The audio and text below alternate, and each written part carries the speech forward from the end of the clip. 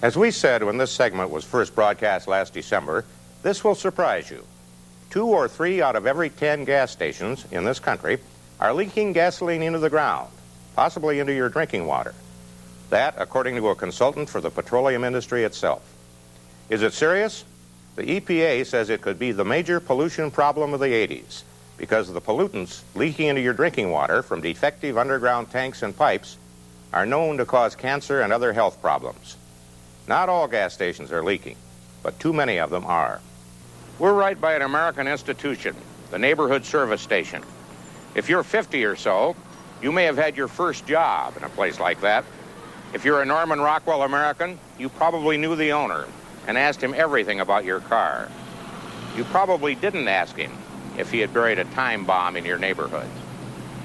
We have a case in point. 2 service stations in a small town in Rhode Island. The Environmental Protection Agency says a time bomb exploded here in the form of underground leaks from these stations, mingling with groundwater and ending up in the wells of these pleasant homes a few hundred yards downhill. There were many people that thought that we were off our rocker, that we were imagining this, that it wasn't so. But you can't be imagining it when the Department of Health tells you that it is there and you cannot use your water, tells you don't use it for cooking or drinking. It's not. Joyce Pendleton discovered gasoline in her water 14 years ago. Soon 4 other families in this southern Rhode Island neighborhood had the same problem. The contamination spread slowly in Canal Park, and by 1979, 8 of the 40 families had gasoline. The community became alarmed, as there was no way to predict whose well would be next. When Jerome Hatfield moved into Canal Park, his water was fine for over 3 years. My oldest daughter was in taking a shower, and she kept telling me that she had a very funny odor. She just kept telling us, Daddy, it just doesn't smell right. They took tests of our water shortly after, I think it's about 2 to 3 months after. And we turned up that we had gasoline in our water then. When the residents of Canal Park first found gasoline in their water, they assumed it was coming from this mobile station about a quarter of a mile away. The station had reported a possible leak shortly after it opened. The local fire chief, Fred Stanley, was called in to investigate. I went up and sampled the water, and the water at the station, the drinking water, was almost ignitable at the time. There was so much gas in it, and I notified the attendant to contact the mobile company, and I would like to have someone down immediately to run a test on the tanks. Chief Stanley says Mobil did send an engineer who acknowledged there was a leak. Then Stanley turned the problem over to the local town council. The town council, in spite of its concern, took no action against the mobile station. It's been suggested the town council could have closed that station until the situation was corrected. Could it have? We were told at the time we could not. Herbert Arnold was president of the town council at that time. It was brought to our attention pretty loud and clear that an oil company the size of Mobil had resources to successfully counteract anything that we might put up. That's a pretty startling thing to say, isn't it? Isn't it? You're saying that the town council was helpless in the face of a major oil company. Right. Governor's office. What does Mobil say about all this? Bob Weeks, an executive vice president for the Mobil Corporation, says Mobil did not have a leak at that station. We have had no history of a leak at that station. We've had a couple instances where the dealer thinks he's lost some product. In both those cases, we tested the station. We dug up the station. So the hydrocarbon that is in the water aquifer at these 15 families in Canal Park, I don't think is Mobil hydrocarbon. Although Mobil acknowledged no legal responsibility, it agreed to put in 4 new wells. Joyce Pendleton says her new well water was wonderful, but a year later the gasoline was back. For the next 10 years, the residents were on their own. They wrote letters and were shuttled from agency to agency. And all this time, they had to find their own water. Meanwhile, during that 10 years of frustrations, where did you get your water? We had been going from neighbors, friends, relatives, and lugging our water in milk bottle jugs, the plastic jugs. Down the street, the Hatfields, a young family with 3 daughters, have special problems. My oldest one plays basketball, and when she comes home, she can't jump in the shower. I have to heat water, and she has to take a sponge bath. And I run into Wesley to my mother's about 3 times a week, so the girls can have baths, and my husband and myself. And it's just a big inconvenience. We have to work around taking showers. That's true. The residents banded together and hired lawyer Mark Schoberg, who filed a $100 million suit in their behalf. The old idea that your home is your castle is right out the window. They can't sell their homes, can they? They can't sell them, no. Banks have turned down mortgage applications for the homes. So essentially, by taking away the ability to sell your home, you have most people's major investment tied up. They can't move on. They're prisoners there, and they're camping in their own homes. Is Kanab Park an isolated case? We spoke with Warren Rogers, a consultant on leaking tanks for the American Petroleum Institute. Well, it's a very large, very complex problem. And to illustrate, the major oil companies currently are spending literally hundreds of millions of dollars trying to correct this problem. Rogers says he hears of new leaks every week, and that 75,000 tanks may be leaking right now, not only at gas stations, but at factories, farms, police stations around the country. He thinks the neighborhood gas station may be a third of the total problem. How can 12,000 mobile systems that in the last 2 years have had 1 tank leak that didn't get off the premises, a handful of line leaks, only one of which got off the premises, didn't threaten drinking water, was repaired immediately, how can that consultant be accurate when he says such a high percentage of present-day systems fail? Human error is going to happen. Except for that, we don't have any errors. We don't have any leaks in tanks. The other companies can't be that different. They can't be that sloppy.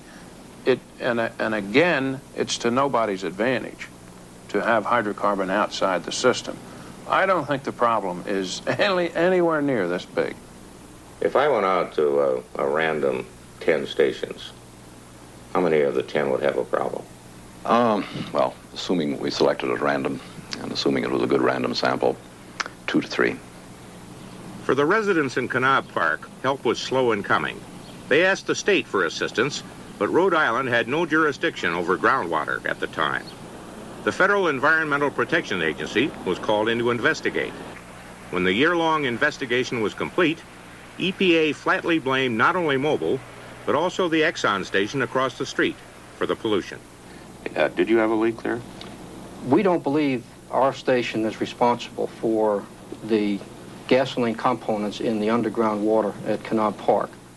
Ed Hess is a senior vice president for the Exxon Corporation. You did report a leak or a problem there in 1979, didn't you? In 1979, we had a hole in 1 tank. At that time, the evidence indicates that rather than gasoline going out into the water table was high and water came into the tank. As a result, we don't think we lost any gasoline. And when we dug the tanks out, we examined the spot underneath where that hole was and found no evidence that gasoline had escaped from that hole. After announcing its findings in 1982, EPA issued an administrative order early in 1983. Al Lam is Deputy Administrator for the United States Environmental Protection Agency. Your administrative order went out to Mobil and to Exxon. And that order specifically requires them to provide bottled water in the interim and to take steps to clean up the water supply. Those bottled water deliveries created a new set of problems for some of the residents, particularly for Mr. and Mrs. Hall, who are retired. They can't lift the heavy water bottles. Just washing dishes is a major ordeal. I think it is unfair for a person my age to reach this age and then have this to contend with. It's just a little bit too much for me. It's too much pressure. It's affecting our marriage. I mean, we can't talk civilized sometimes because it's you're irritable. You're not feeling well, for one thing. And you certainly don't feel satisfied with the way situations are going. The residents also worry about future health effects caused by their exposure to gasoline. Barbara Pepler is Joyce's next-door neighbor. Well, sometimes I could cry. I get so mad and so frustrated about the whole thing that I could really, really cry. I also wake up many nights thinking about my youngest son, whom I carried and drank the water, and he has learning disabilities. And I wonder if I'm guilty of doing this to him because I did drink the water. And it's a big worry. The long-term health problems may be the biggest worry, but it's the day-in, day-out mechanics of living that drive the residents up the wall. Here is Joyce Pendleton washing her face. Take water from 50-pound cooler, heat it, pour into otherwise useless lavatory, wash face. It would be tempting sometimes, after 14 years, to stay dirty. Although Mobil thinks the situation in Kanab Park is an isolated case, Exxon is less sure. With twice as many systems as Mobil, Exxon says in the past year it has found about 2% of its tanks or pipes leaking. That's over 500 leaks in Exxon stations alone. And Ed Hess says Exxon has already spent a lot of money to get the problem under control. Harry, we're very concerned about the problem. Fortunately, in our experience, the numbers of times that an individual may be inconvenienced by a leak from an underground gasoline storage tank is relatively rare. We have already spent, since 1979, $100 million in Exxon to upgrade or replace tanks. We're continuing our program. We will have upgraded or replaced 100% of our underground tanks by the year 1986 at a total cost that we now estimate of $170 million. Bob Weeks says Mobil has had a good record in keeping its tanks leak-proof. We have about 8,000 steel tanks, all but a handful of which are quite young, and we have 4,000 fiberglass tanks, which is the new tank system that we're installing. And the fiberglass system, for all practical purposes, is forever. The quickest and best solution for Kanab Park, everyone seems to agree, is a new piped-in water system. That would avoid one other argument. The oil companies say that because of other contaminants, Kanab Park's water wouldn't be drinkable even with the gasoline removed, although EPA disagrees. Mobil and Exxon are willing to share the cost of a new water system with the state if a satisfactory answer to the $100 million suit against them by the residents can be worked out. And to further complicate the solution, while we were filming this story, that same Mobil station discovered and reported a leak. The station was closed by order of the fire chief as of yesterday afternoon. They found free gasoline floating on the water in the bottom of the hole, on the water table. Malcolm Grant works for Rhode Island's Environmental Agency. He says the leak was not in the tanks, it was in the pipes leading from the tanks. Several hundred gallons of gasoline have already been recovered, and no one knows how long it was leaking or if it has gotten into the groundwater. The station remains closed while testing and recovery continue. There's some good news for the residents of Kanab Park. The oil companies agreed to split the cost of a new water system with the state while the lawsuit is pending. Work on the new system began in July, and water is scheduled to enter the residents' homes by September. Meanwhile, the families with gasoline in their water continue to use bottled water provided by the oil companies. And the Mobile station has reopened for business.